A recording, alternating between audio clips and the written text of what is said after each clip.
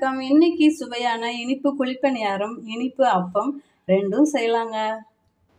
இனிப்பு அப்பம், இனிப்பு குழிப்பணியாரம் ரெண்டும் செய்யறதுக்கு இட்லி புழுங்கல் அரிசி நான் ஒரு 200 கிராம் அளவு எடுத்துட்டு இருக்கேங்க. இப்போ இதை தண்ணி விட்டு நல்லா அலசிட்டு வந்துடலாம். தண்ணி சேர்த்து நல்லா கழுவிட்டு வந்தாச்சுங்க. கொஞ்சம் தண்ணி விட்டும் இதை ஊற வச்சுருக்கோம். இது ஒரு 3 மணி நேரம் போல் ஊறட்டுங்க.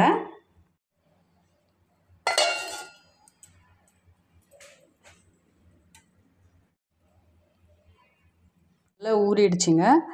இப்போது இது கூட 2 ஏலக்காய், துருவிய தேங்காய், வெல்லம் எல்லாத்தையும் சேர்த்து நைஸாக அரைக்க போகிறோம். 200 கிராம் அரிசிக்கு 150 கிராம் வெல்லம் கரெக்டாக இருக்குங்க.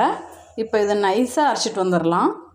புழுங்கல் அரிசி, தேங்காய், ஏலக்காய், வெல்லம் எல்லாம் சேர்த்து கொஞ்சமாக தண்ணி விட்டு நைஸாக அரைச்சாச்சுங்க. இந்த மாவு ஒரு 3 மணி நேரம் போல் நம்ம ரெஸ்ட்டில் விட்டுறணும்.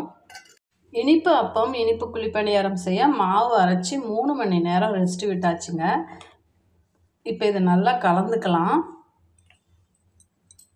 இனிப்பு குழிப்பணியாரம் ஊற்றியாச்சுங்க. இப்போ இது ஒரு 2 நிமிஷம் போல் மூடி வச்சிடலாம்.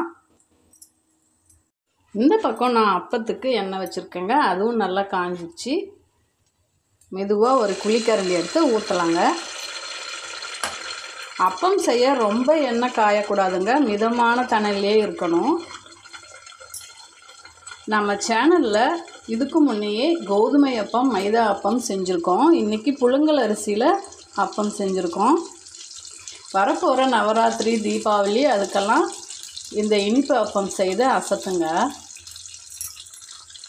சூப்பராக பொங்கி வருது.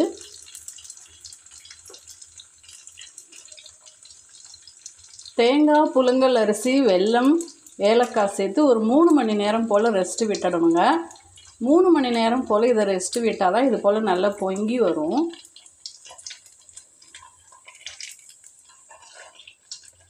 மெதுவாக திருப்பி போட்டுடலாம்.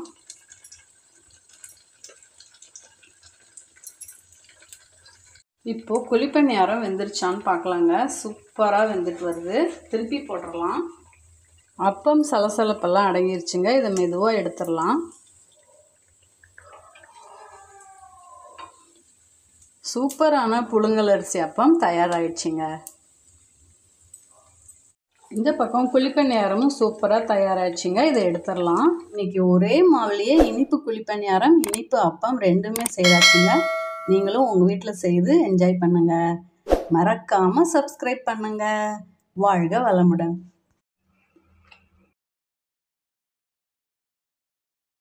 I know